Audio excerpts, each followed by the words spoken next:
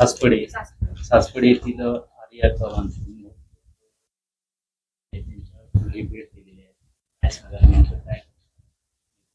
घडलेली घटना ही अत्यंत वेदनादायक आणि दुर्दैवी आहे। यामध्ये ज्या दिवशी घटना घडली, ही घटना 10 तारखेला घडली, त्याच दिवशी रात्री आरोपीला पोलिसांनी अटक केलेली आहे। या आरोपीच्या संदर्भात 2013 मध्ये सुद्धा एक पोक्सो अंतर्गत गुन्हा दाखल झाला होता।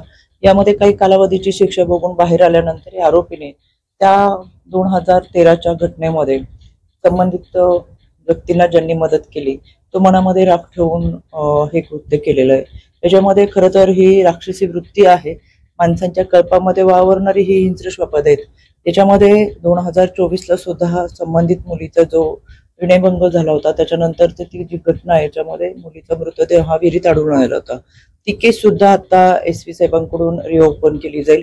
त्याच्या मागच्या केसच्या मध्ये काही इथल्या ग्रामस्थांच्या म्हणण्यानुसार काही त्रुटी राहिलेल्या की तपास पूर्णपणे किंवा व्यवस्थित झालेला नाहीये। तर असं काही असेल तर आम्ही त्यावेळेच्या सुद्धा तपास यंत्रणेच्या माध्यमातून सगळे पुरावे गोळा करू। याच्यामध्ये त्यांना काही माहिती द्यायची असेल, अजूनही त्यांच्याकडे काही पुरावे असेल तर ते एकत्रित करू। त्या घटनेच्या संदर्भातले तो तपासही पूर्ण होईलच। आताच्या घटनेमध्ये सुद्धा फॉरेन्सिक लॅबचा अहवाल हा तातडीने आम्हाला मिळेल, तो अहवाल तर येईलच, तो पुरावा म्हणून कोर्टामध्ये सादर केला जाईल। याच्यामध्ये DNA टेस्टचा अहवाल जो आहे तोही लवकर मिळेल आणि ह्या सगळ्या पुराव्यांना घेऊन कोर्टात ही बाजू अतिशय ताकदीने मांडली जाईल, जेणेकरून आरोपीला फाशीची शिक्षा होईल। याच्यासाठी आयोग म्हणून सुद्धा आम्ही याच्यामध्ये पाठपुरावा करू। यामध्ये कोल्हापूरचे खोची असेल, त्याचबरोबर बेल्ल्याची कातकरी समाजाची घटना असेल, कोथरुणेचं प्रकरण असेल, अशाच स्वरूपाची हे प्रकरण घडल्यानंतर आयोग म्हणून आम्ही तिथे भेटी दिली होती, पण नंतर त्याचा पाठपुरावा केला। या तिन्ही घटनेमध्ये आरोपीला फाशीची शिक्षा झालेली आहे। त्याच्यामुळे याही आरोपीला फाशीची शिक्षा होईल याच्यासाठी आयोग म्हणून आम्ही सातत्याने त्याचा पाठपुरावा करू। पण जितके आम्हाला पुरावे सादर करता येतील ते आम्ही माननीय न्यायालयासमोर सादर करून पोलिसांनी यामध्ये तातडीने आरोपीला अटक केलेली आहे। पोलीस सुद्धा तपास हा युद्ध पातळीवरती करून ते जे काही पुरावे आहेत ते लवकरात लवकर सादर करून ही केस फास्ट ट्रॅक कोर्टात चालेल, फास्ट ट्रॅक कोर्ट क्लिअर केले जाईल आणि याच्यासाठी स्पेशल PP या ठिकाणी आपण देणार आहोत। दुसरी गोष्ट, शेवटी ही घटना जी आहे ती अत्यंत दुर्दैवी आहे। हे कुटुंब खरं तर अतिशय हलाखीच्या परिस्थितीमध्ये काबाड कष्ट करून आयुष्य जगत आहे। त्याचबरोबर त्यांना आर्थिक सहाय्यही द्यायचंय। आमचा जिल्हा महिला बाल विकास विभाग असेल, पोलिसांनी ती पूर्ण कागदपत्रांची पूर्तता केलेली आहे। मनोधैर्य योजना आणि मुख्यमंत्री सहाय्यता निधीसाठी आम्ही स्पेशल ती शिफारसही करू। त्याच्यामुळे ते लवकरात लवकर देण्याचा प्रयत्न 8 दिवसामध्ये आमची पूर्ण प्रक्रिया होऊन जाईल। डॉक्युमेंट सबमिट करण्याच्या याच्यामध्ये 7 ते 8 दिवसामध्ये आम्ही हा सगळा निधी जमा करू।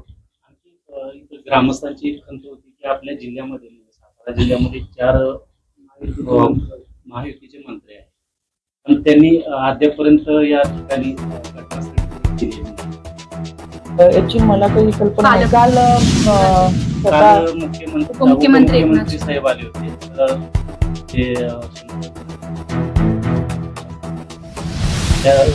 बोलून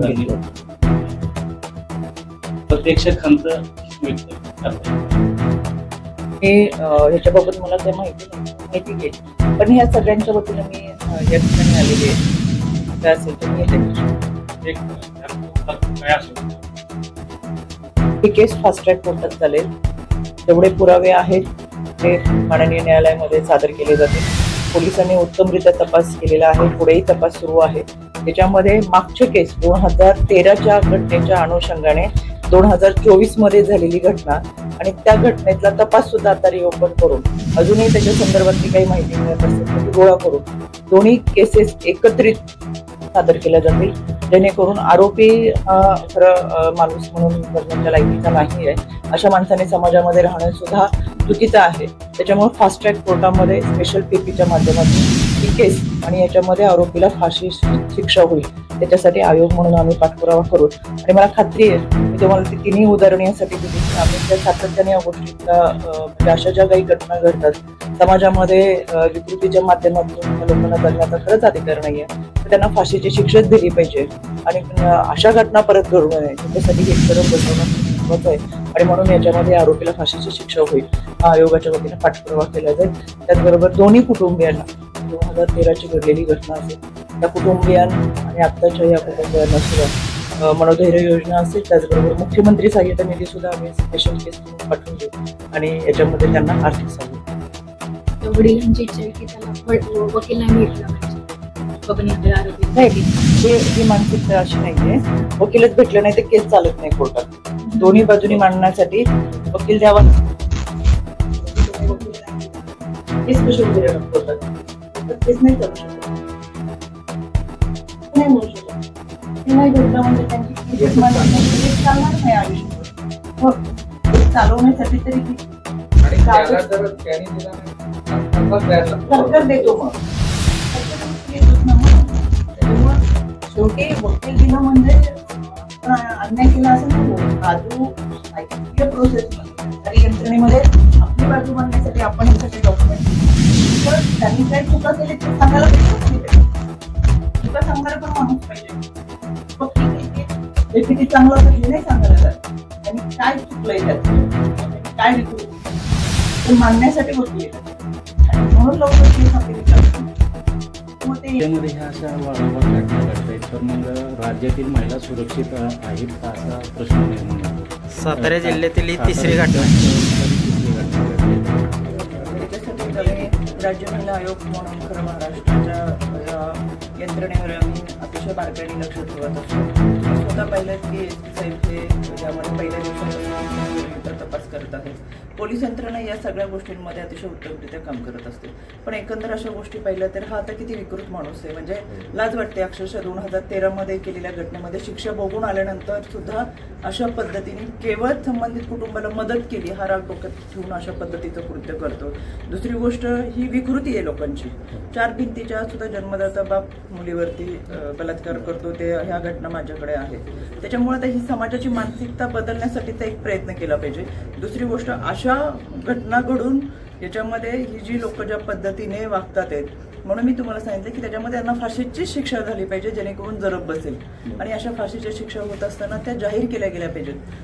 फारसे आपल्याकडे फाशीची शिक्षा किंवा दुहेरी तिहेरी जन्मठेपाच्या घटना झाल्यानंतर मरेपर्यंत जन्मठेप अशा पद्धतीचे जरी असेल तरी आपण त्याला जास्त प्रसिद्धी देत नाही. माझी तुम्हालाच विनंती आहे, तुमच्या माध्यमातून या घटनेला शिक्षा झाल्यानंतर आणि ही शिक्षा कशा पद्धतीने होते याची जास्तीत जास्त प्रसिद्धी जर दिली तर लोकांमध्ये एक जरब बसेल की कायदा अशा पद्धतीने काम करत असतो. दुर्दैवाने सुरुवातीच्या कालावधीमध्ये आपल्याकडे प्रसिद्धी दिली जाते, पण नंतर कोर्टात जेव्हा केस चालते आणि शिक्षा सुनावली जाते, मग अगदी तसं कोल्हापूरच्या खोची फाशीची शिक्षा झाली पण ती बातमी कुठं आली नाही. आम्ही ती स्वतः दिली. त्याच्यामध्ये कोथरूडची असेल तिथे फाशीची शिक्षा झाली, बोरची फाशीची शिक्षा झाली, पण ती कुठेच आली नाही. त्याच्यामुळे आपण शिक्षा जी सुनावल्या जातात त्याच्या संदर्भात कमी प्रसिद्धी दिली गेल्यामुळे लोकांच्या मनामध्ये असा संभ्रम निर्माण होतो की कायद्याच्या माध्यमातून काहीच होत नाही.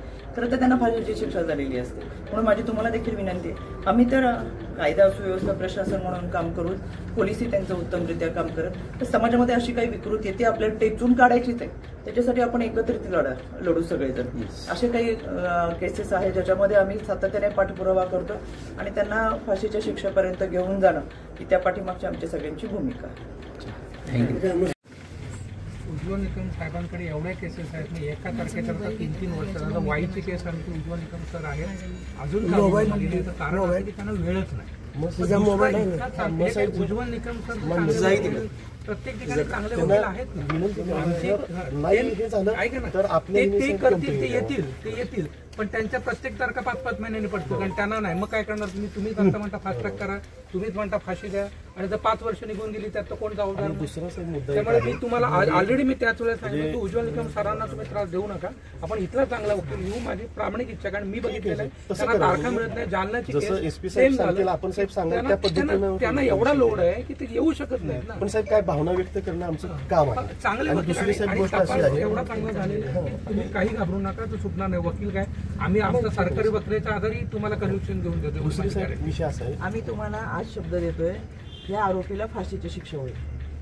कारण की इथून पाठीमागे अनेक केसेस आहे. मगाशी मी सांगितलं कोल्हापूरच्या खोचीगावची असेल, कोथरूडची असेल, भोरच्या कातकरी समाजाची असेल, आम्ही स्वतः त्या केसमध्ये लढलेलो आहे. आम्ही ती केस घेतलेल्या आहेत आणि या तिन्ही केसमध्ये आरोपीला फाशीची शिक्षा झालेली आहे. त्याच्यामुळे मी स्वतः आम्ही येण्याचं कारण म्हणजे एसपी साहेब त्यांचे संपूर्ण तपास यंत्रणा पहिल्या दिवसापासून आपल्याला सहकार्य करतात. आम्हालाही वाटतं अशा घटना घडू नये. शेवटी याच्यामुळे कुठेतरी समाजामध्ये एक भीतीचं वातावरण तयार होतं, कुठेतरी असुरक्षितता निर्माण होते. असं होऊ नये, आमच्या महिला भगिनींना एक सुरक्षितता मिळावी हा आमचा त्या पाठीमागचा उद्देश असतो. म्हणून मी खास आज तिथं भेट द्यायला आले. पहिल्या दिवशी मला कल्पना नव्हती, पण माझ्याकडे माहिती आल्यानंतर मी पहिल्या दिवशी याच्या संदर्भात कारवाई करायच्या सूचना दिल्यात आणि त्या पद्धतीचा पत्रव्यवहार केला. दुसरा एक छोटासा मुद्दा असा आहे आमची विनंती की सातारा जिल्हा न्यायालयात 3 प्रमुख जिल्हा निर्देशांना भ्रष्टाचाराच्या आरोपांनी घरी पाठवले. परंतु मी आज 25 वर्ष वकिली करते, मला एक जाणवतंय की महिलांच्या बाबतीतले जे गुन्हे आहेत त्या बाबतीत जेंट्स न्यायाधीश जास्त सिरियसली म्हणा किंवा काही विचार करत नाही. म्हणजे आता आपण सगळ्या केसेस महिलांच्या बाबतीतल्या ह्यांच्याकडेच देतो, पण ह्या सुद्धा गोष्टीचा फार इम्पॅक्ट ह्याच्यावर पडतोय. म्हणजे थोडंसं तरी सिरियसलीपणे या महिलांच्या बाबतीतले गुन्हे वस्तू असतील किंवा या प्रकारचे गुन्हे असतील, 302 असेल, 376 केसेस असतील, तर याच्यामध्ये जो सिरियसनेस पाहिजे ना न्यायालयांचा, म्हणजे आम्हाला बोलावं लागतं. आता दुर्दैव हे मी मागच्या वेळेस तुमच्याकडे जनसुनावणीला येऊन गेले. संपूर्ण राज्यामध्ये मी आता दुसऱ्यांदा तिसऱ्यांदा फिरते. कोल्हापूरमध्ये आमच्या 3 या जनसुनावणीच्या निमित्ताने आम्ही हा सगळा आढावा घेत असतो की मागच्या काही केसेस राहिले आहेत का, तर त्याला लवकर निकालात काढल्या गेल्या पाहिजे. दुसरी गोष्ट, येताना आम्ही एसपी साहेबांशी चर्चा करत होतो. याच्यामध्ये आत्तापर्यंत म्हणजे ह्या नराधमाला 2013 शिक्षा झाल्यानंतर सुद्धा अशी विकृती घाणेरड्या पद्धतीने लोक काही ठेवून केलेली चुकीची गोष्ट ही.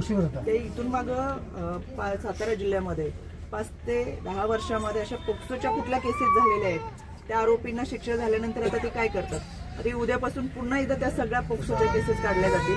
त्यातले आरोपी कोण कोण आहे, त्यांना शिक्षा झाली, आता बाहेर आल्यानंतर ते काय करतात, त्यांच्यावर लक्ष ठेवलं जाईल. त्या सगळ्यांवरती बोलून त्या पद्धतीची कारवाई केली जाईल. त्याच्यामुळे अशी झालेली घटना परत होऊ नये याच्यासाठी पोक्सोच्या जेवढ्या केसेस आहेत मागच्या सगळ्या वर्षाच्या, त्या सगळ्या काढून उद्यापासून परत त्याचा एकदा तपास की त्या आरोपी जरी एक कालावधीची शिक्षा दिलेली असते, 5 वर्ष, 7 वर्ष, 10 वर्ष, या वर्षाची शिक्षा बघून बाहेर आल्यानंतर ते लोक काय कशा पद्धतीने करतात. खरं तर वागू नये म्हणूनच त्यांना शिक्षा दिलेली असते की त्यांनी सुधारावं. पण तरी सुद्धा अशा पद्धतीने काही घाणेरडी लोक आहेत समाजामध्ये, तर ती मुळापासूनच टेचून काढली पाहिजे. आणि म्हणून आता उद्यापासून पुन्हा एकदा आपण सगळ्या गोष्टींचा एसपी कार्यालयाच्या माध्यमातून जेवढ्या पोक्सो केसेस असतील किंवा महिलांच्या संदर्भातल्या ज्या केसेस आहेत त्या सगळ्या काढल्या जातील. त्याच्यातले आरोपी कोणी ते तपासले जातील. ते आता काय करतात ते बघून त्यांच्यामुळे पुढे त्रास तर होत नाही ना, नाही तर परत एकदा कारवाई केली जाईल. ते उद्यापासून ही पूर्ण प्रक्रिया